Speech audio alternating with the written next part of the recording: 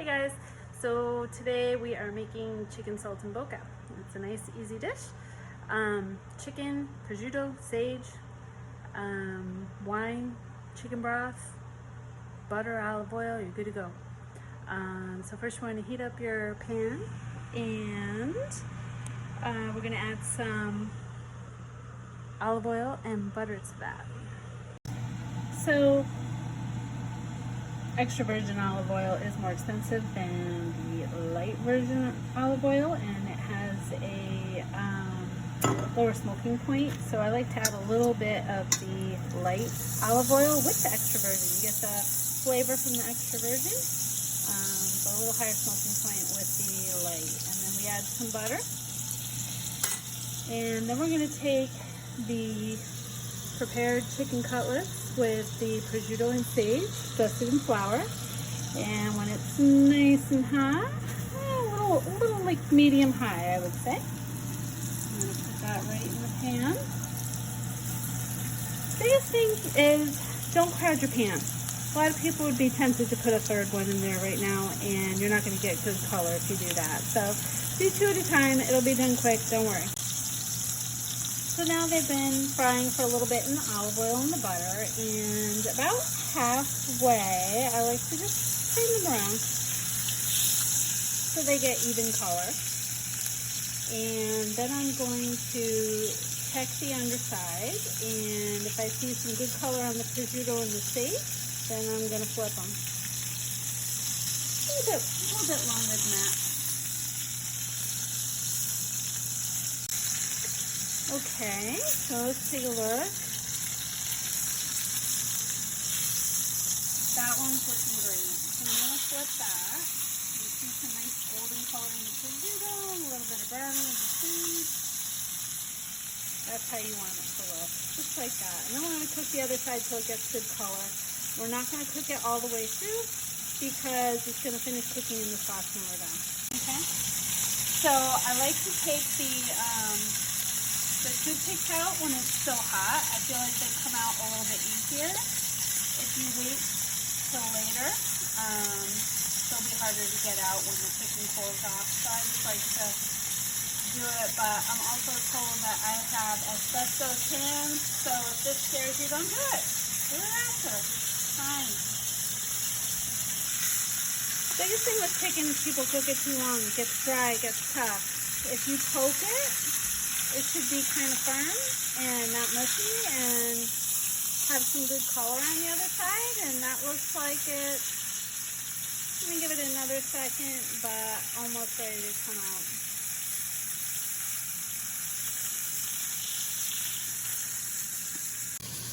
Okay, so good way to tell if your chicken is done. If you poke your hand right here, that's rare. If you squeeze your thumb a little tighter, that's like medium rare. And when you squeeze your thumb tight and it feels nice and firm and stringy, that is done. So when I'm poking the chicken, it's going to feel like this. This is a little soft right here. It's right here, but a little soft there, so I'm going to keep it on just a little bit longer. So since we're doing this in batches, I added a little bit more olive oil, a little bit more butter, and we're going to get the last two in. So now we're on 5 and 6.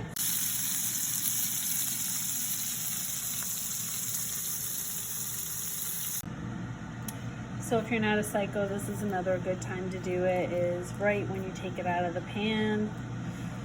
You can take the toothpicks out then, and you won't have olive oil spattering up at your hands. I'm just so used to it, I don't care. Okay, so now we're ready to deglaze the pan. I've taken all the chicken breasts out, and I am going to take a paper towel and sop up the olive oil.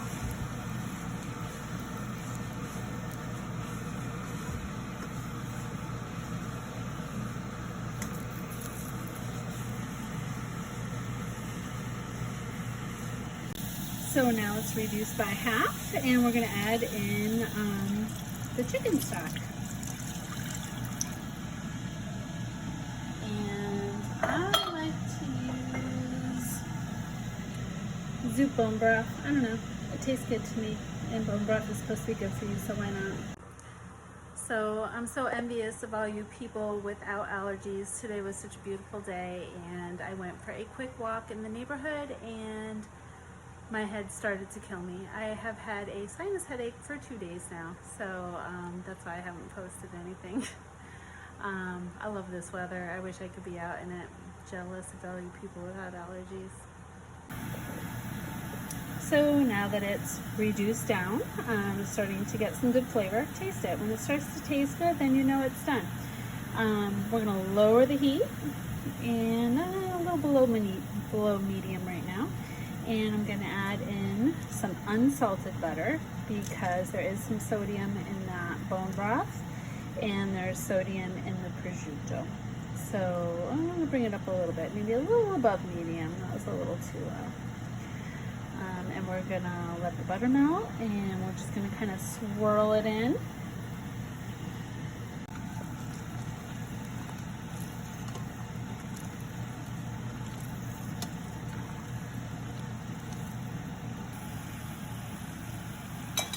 And when it starts to thicken up a little bit, it's not going to be real thick.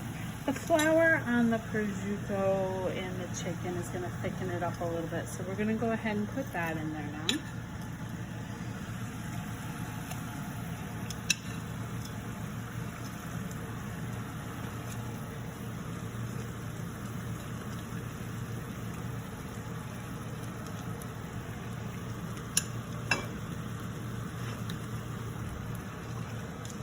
And now it doesn't matter if you crowd the pan because it is already browned. We're just trying to get it yummy in the sauce.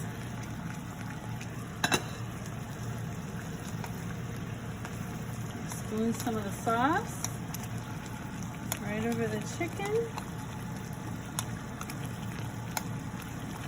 And allow the flour that we dusted on the chicken to thicken up the sauce a little bit. And the sage will season the sauce too.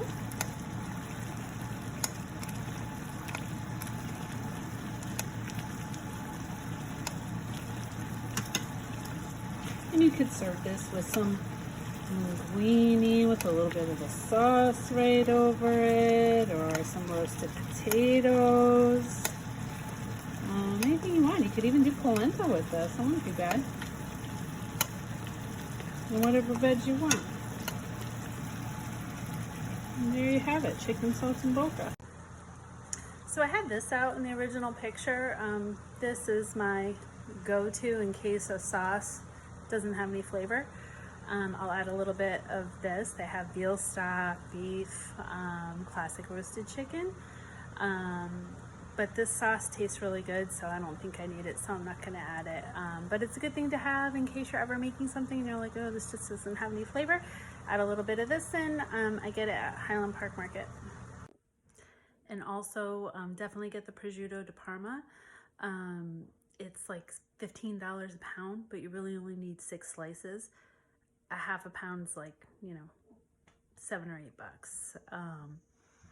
And if you get like 6 slices, $1 or $2. It's very, very light. They slice it super thin, so don't worry about that. Get the good stuff.